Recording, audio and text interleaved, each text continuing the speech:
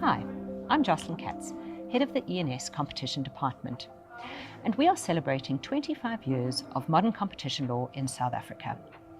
Today I'm joined by Dave Lewis, the first chairperson of the Competition Tribunal. Dave has agreed to answer 25 questions in honour of 25 years of competition. Hi Dave, thanks so much for being with us. Pleasure. So I'm going to do it in a couple of categories. First, about Dave Lewis, the person. What initially attracted you to the study of economics? When I did undergraduate work, I actually majored in law and economics with a firm intention of becoming a judge, if you could possibly believe that. And by the time I got to third year, I was finding economics more interesting. I also had a brilliant third year economics teacher, and that really persuaded me to do economics. Well, it seems that being the chairperson of the tribunal is almost a realization of that ambition. It was strange to come around to that, actually. So what did you do before taking up the role of chairperson of the tribunal? A lot of different things. I kind of retool myself every about 10 years. So I worked in the unions for a very long time. And then in the late 80s, I took a job at Wits teaching economic history. But primarily, I headed up a big industrial strategy project in the firm knowledge that we were soon going to be in charge of that area. And then I was Tito Mbowene's advisor when he was Minister of Labour. And then I got drafted into helping to draft the Competition Act. And that leads me to my next question, is how did you get involved in the field of competition law and policy? Yeah, when we did the Industrial Strategy Project, I actually did a section on competition law about which I now know I knew absolutely nothing. It was viewed as an invasive instrument to, in a sense, punish business. And that's how I got into it. And I learned very quickly that there was a very different feel to the one that I imagined, and a lot more interesting, actually. So what is it that you liked about competition law and policy? Yeah. Those two things are often conflated and not necessarily appropriately. I mean, I love the intellectual stimulation. It's a hugely stimulating area of both law and economics, and a complicated area. I like that. I love the theatre of the hearings. They were just fantastic. And, I suppose I loved the kind of stakes in it. I thought that we were doing important work, and that helps, in whatever one's doing. Absolutely. So that's really what I attracted me. Also, I met lovely people, both domestically and internationally. And that kept me involved, and still to some extent kept me involved. A lot of that resonates with me completely. So the next category would be sort of Dave Lewis, the chairperson. Yeah. What was the most challenging aspect of being the very first chairperson of the Competition Tribunal? Well, for me, it was very challenging because I don't think I'd ever been in a court before. So to get used to all that sort of stuff, I found, not necessarily hugely intellectually challenging, but I was so weird that, people stood up when we walked into the room and all of those sorts of things. So that was odd for me, but, thankfully I had Norman and Yasmin to kick me under the table every time I said something completely inappropriate. That was difficult. And, getting used to an applied economics discipline, it was all very well to know what you learnt at university, but this was a very different sort of world. And I really enjoyed, if it was Monday, you were learning about poultry, and if it was Tuesday about raisins, and if it was Wednesday about furniture, and I really enjoyed that. That was very privileged, especially for somebody who'd been involved in research before. You couldn't get information like this if you crawled before the people who you were hearing, and the information was incredible. It's amazing. But you mentioned your colleagues, and I see, having read your lovely Thieves at the Dinner Table, the book you authored some time ago, it's clear that you valued your colleagues at the tribunal. How did you go about fostering team spirit in the institution? I don't think I had to do much. I mean, we were just very lucky. I mean, of all the various things that I've done, this was the one area for 10 years. I can't recall a single dispute. I mean, we argued dispute. like hell. I mean, we really did. But there were no office politics about this. And I think they were just really very nice people. And we just got on very well. I mean, not only with Norman and Yasmin, but with, Lerato and Shan and all the sort of people that we worked with there. It was a very peaceful kind of atmosphere, apart from when you say we got involved in intellectual arguments, then it could get pretty intense, but never with any hard feelings at all. Norman always won those arguments. That's good to hear. So talking of the sort of the intellectual challenge of it, I think in the early days there was a very steep learning curve for the new authorities. What stands out for you as the most complex matter that you had to deal with sort of in the early days? I don't know I can't remember at what stage of our work it was, but that excessive pricing case involving steel pricing, the Mittal Harmony case, I think that was the most complicated and most satisfying decision that I ever drafted, even though we got overturned, but that didn't really mean anything. And why do you say that? Why was that what stands out about it for you? Well, it was a very controversial area of the law, for one thing. It was not an area of law that was practiced internationally. It was there a bit in the British and some of the European jurisdictions. The Americans really didn't like it. So it was challenging to, work out what the price would have been in competitive circumstances. And I think I was very pleased to find what I thought was a way around that difficulty. But as I say, Dennis didn't share that view. Not at the time. No. So what learnings did you take from that case? Just that you had to be really creative. I mean, this was not something, even in economics, that anybody really had worked out how you devised what the competitive price would have been.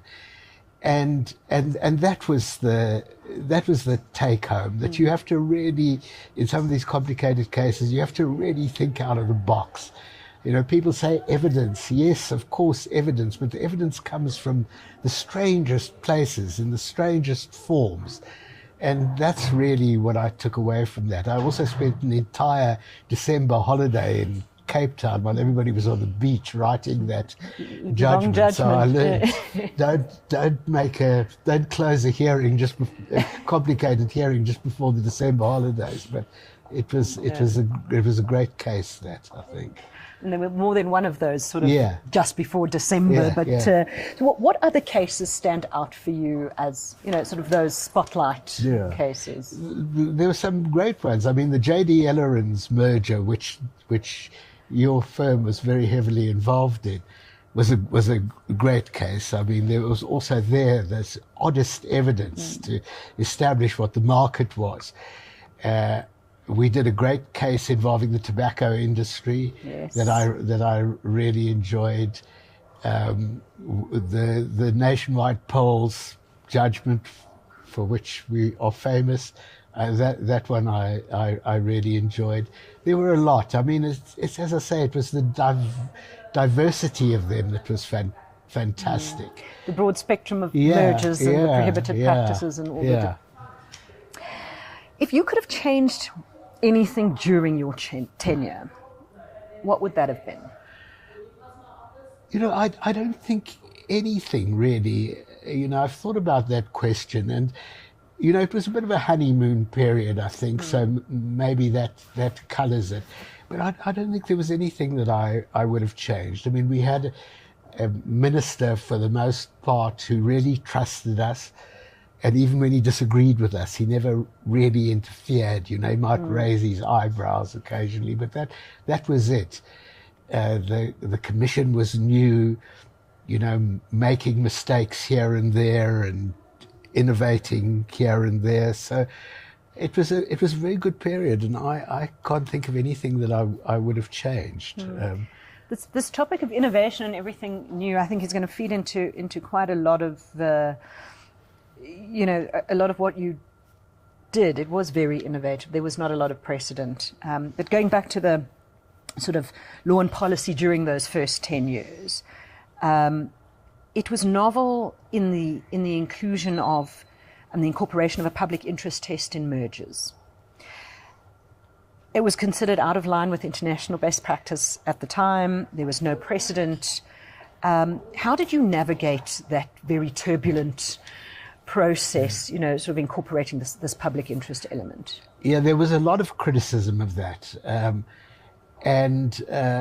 We just accepted that, at that stage, and probably now as well, maybe even more strongly now, we would never have got through an act of such economic importance without considering employment and economic empowerment, black economic empowerment. And so we included it and knew we had to grapple with it. And we were cautioned by, people who were very close to us, and international experts, that this was going to be a difficult one. I think we found a way of dealing with it, at least in the period that I was there. We found a way of dealing with it that I think didn't make it so complicated. I think it became a lot more complicated over time later. But we've always viewed the public interest factors through the prism of the competition analysis. That's what we did. And then we would look at the public interest matters. And I don't think we ever prohibited a merger because of public interest, or ever allowed a merger because of public interest alone. So that's how we dealt with it, I think.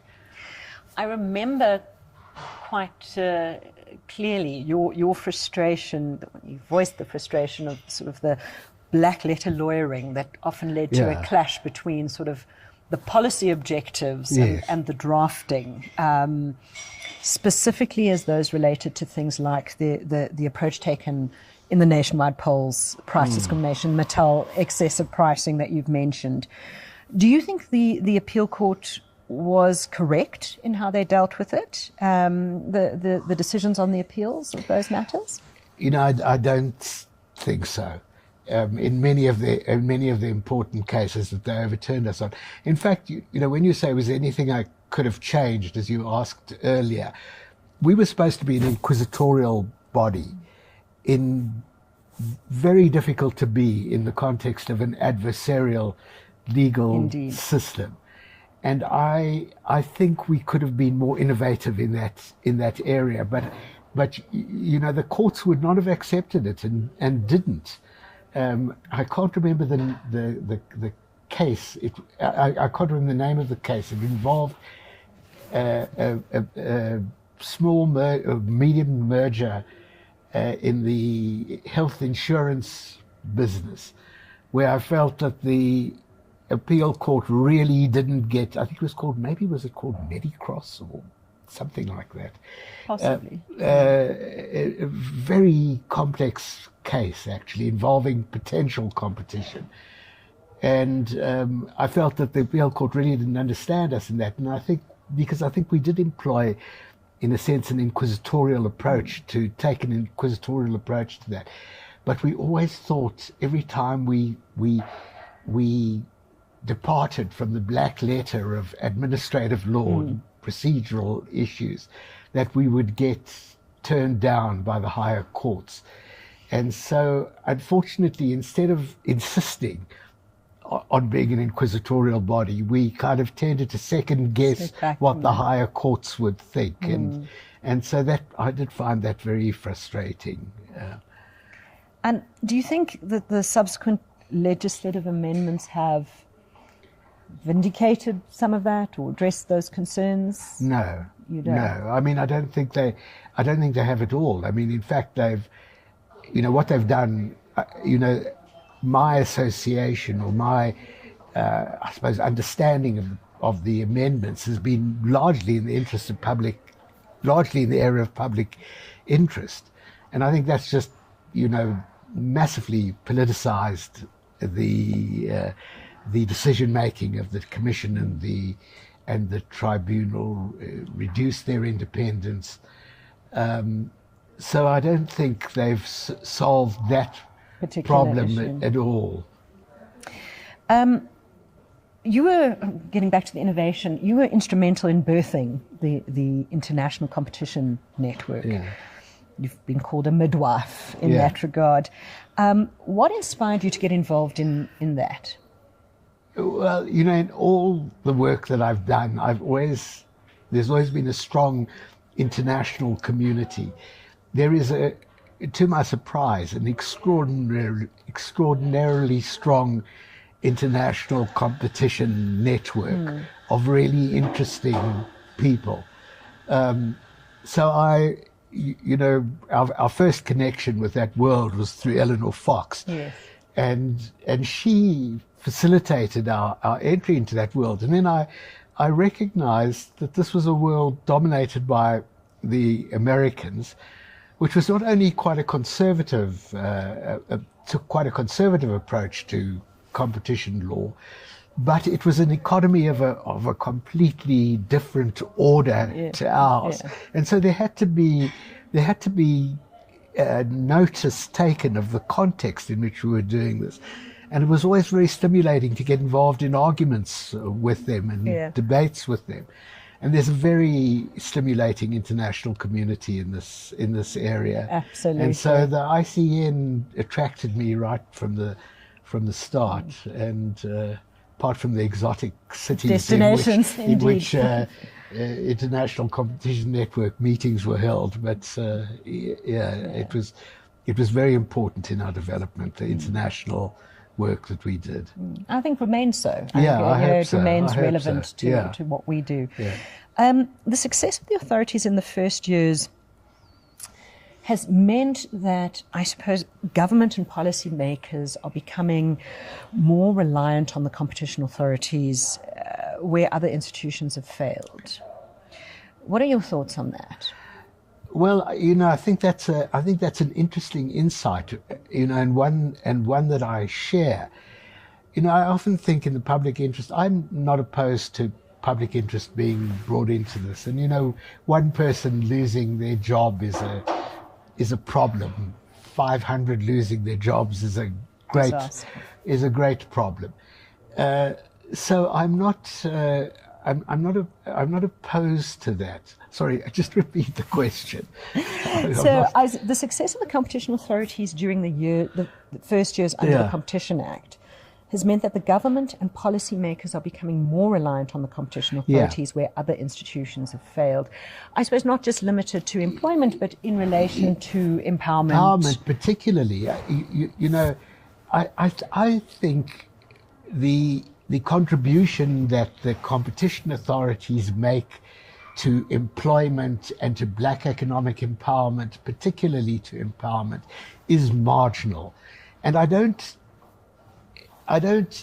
because one person losing their job is significant and one company becoming empowered is significant, I don't decry it, but it's not, in the scale of things, it doesn't change employment in this country, it doesn't change economic empowerment in this country. And for that reason, there are labor relations acts and there's legislation governing procurement and much more important areas potentially of empowerment. And if it's failed there, I think they need to relook at those pieces of legislation again, not to try and transfer this to an area in which it belongs with a degree of discomfort and a trade-off with what the main purposes of this act are. So I don't think it's a good idea. I don't think it's a good idea to make black economic empowerment a principal objective of competition law. And that's, I fear, what has happened to a significant extent. It certainly is something, a very controversial and live topic at the moment. The independence of the Commission and the Tribunal was considered very much sacrosanct in the early days.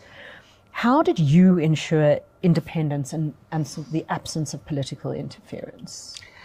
You know, I didn't really have to. I mean, I enjoyed immensely the fact that we were independent, that we were not answerable to anybody, and that we accept the courts above us, and we didn't have to go and ask the minister for permission to do anything.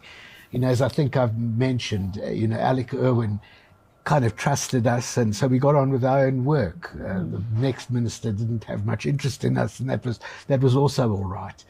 And that's what ensured our independence. But we also had to be independent vis-a-vis the parties, and that was quite easy to ensure, because it was, you know, something that lawyers were used to in dealing with courts, and they treated us like a court. And so it just kind of evolved naturally. I mean, at the beginning, it didn't come so naturally to me, because I'd never been involved in courts before. And, you know, when your senior partner called up, or you know, others wanted to see me, I was much more willing to get involved in negotiations. Yeah. Norman soon put an end to that. But we didn't really have to fight for it. And I think that changed as well. That in fact was my next question, is, you know, do you think it's still the case? It doesn't seem to be to the same extent. You know, I don't think the Commission or the Tribunal necessarily take orders from anybody on high. But I think there is a much greater intervention, political intervention. And I think that's a pity. I mean, and I'm not sure why I think that. I mean, it's not because competition is sort of sacrosanct. I think we should have a competition policy in this country, which we don't do. And many countries don't as well.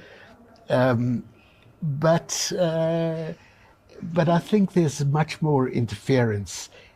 And the fact that this is an adjudicative tribunal should make its independence sacrosanct. You know, you just don't lightly interfere with bodies that present themselves as impartial adjudicators. And that, unfortunately, I think has happened largely around the public interest, and particularly the empowerment conditions. Well, my next question was, you know, do you think anything should change in that regard? I mean, do you think we should find a different way forward? Yeah, I think that we should. I think we should change some of the legislation and make it clear that the principal purpose of this body is to promote competition or protect competition, which in itself should be viewed as in the public interest. You know, I don't like this contrast between there is competition and then there is public interest. Competition is in the public interest. I think there needs to be some change in the legislation. There needs to be some change in the guidelines that the Commission have issued, but mostly there needs to be a change in the political approach to the authorities. And, you know, I hope the next minister or the current minister embraces that, you know, embraces the importance of having an independent body. I think we're all looking forward to hearing what the new minister's outlook is going to be. So what is your view on the current status of competition law and policy in South Africa? You know, it seems to me, I haven't, you know, sort of being a male, I can only do one thing at a time. So I haven't really kept up with the details of it. I've come to learn that it's a field that you need to stay current with if you want to be involved in it. Sorry, what was the question? What is your view on the current status of competition law policy and competition law and policy in South Africa? Look, I mean, it still seems to be healthy. You know, I think you know, compared to many of the other regulatory type authorities in the country, I think it's still doing very well, and I think people are proud of it and they are committed to it. But I think the application of the law has become distorted, and I don't think it's their doing. I think they've been subject to kind of political pressure and social pressure. I understand why people want BE to be the top of every economic agenda in this country. You know, with a close to 35% unemployment rate, you understand why that should be viewed with such urgency by everybody, especially political leaders. But it's still not the appropriate thing to do. And I would say it's affected the competition authorities, but I think they still remain very credible bodies. And I know they are still very credible internationally as well. Regarded, they are very highly regarded. Indeed. So the final category is looking ahead. What do you think the strategic focus of the authority should be for the next 25 years? Well, that's a very difficult question. I suppose I don't really know maybe enough about what's going on. I mean, the little bit of reading that I do, I discern, obviously the digital markets have become, very urgent, and I think are going to change the approach to the law, even in the United States. So, right. And I think it's affected us here already in the market inquiry stuff. I really like the market inquiries provision, which came into effect quite soon after I left, and I like to think I had some role to play in making that an important area. I'm not entirely in agreement with some of the approaches taken to it. In terms of the outcomes so far? In terms of using it as a way of actually prosecuting restrictive practices cases. But I think that has something to do with how difficult it is to mount a successful restrictive practices case. And I'm pleased that the Competition Commission has been thinking about how to change the liability standards, how to change the burden of proof, which is where I think we should be going, and maybe particularly in digital markets. But I think those are going to be very important in the years to come. Otherwise, I suppose they'll kind of carry on as usual. I mean, one thing that you learn about this is that the raisin industry is still as important as the digital markets industry. I remember in early days, my son asking me, "But why are you so worried about raisins?" Well, important law got established there. So what advice do you have for the Competition Commission, the Tribunal and the Appeal Court for the next period? I would say, keep on trucking and fight for your independence. If the Competition Appeal Court would not tolerate intervention in its independence, then there is no reason why the Competition Tribunal should tolerate its interference in its independence. And the same goes for, comparison between the NPA and the Commission. It's a prosecutorial body. I think politicians are entitled to engage with it, maybe in a more extensive way than they would engage with the adjudicative body, but still its independence is at the core of its work, and I would say hang in there. And what advice would you give to a young lawyer or a young economist wanting to sort of get into the field of competition law, competition policy in South Africa? I would say get in there. I mean, I think it's always going to be a very active field of law. I'm sure we've put many children of many lawyers through university, and Indeed. Which is, I suppose, all to the good. But I just want it's a very, very stimulating field of economics and law, and the whole field of economics and law, that interplay in regulatory work, in competition work, is just really stimulating. You learn stuff here that you just do not learn in legal textbooks or in economics textbooks. And so you want to get involved in something that will really keep your head buzzing. This is it. I couldn't agree more. Yeah. Final question for you, Dave. What are you currently busy with? watching a lot of cricket. No, I'm doing a column for Business Day on quite a regular basis, which I enjoy. And my last piece of work after I finished with competition work was in the area of corruption, which is a strong interface. Yes, indeed. And I'm on an advisory committee, a presidential advisory committee, and an advisory committee in the Gauteng province. Very difficult area, but I'm very engaged with that as well. I mean, I sometimes think that a greater interference with markets comes from corruption than it does from anti-competitive conduct, and I really enjoy the interface, but it's really disturbing. I mean, not only in South Africa, but across the world. And that's one of the reasons why we have to be careful about public interest stuff in competition work as well. I'm not in any way suggesting that the last minister was corrupt or that the current minister is going to be, but it offers the potential for corruption for those who maybe will come in the distant future. That really has to be avoided. Absolutely. Dave, thank you for your insights. That was thoroughly enjoyable. I hope everybody learned something, and I certainly did. And it was lovely to reminisce with you over the last 25 years. Yeah. Thank you.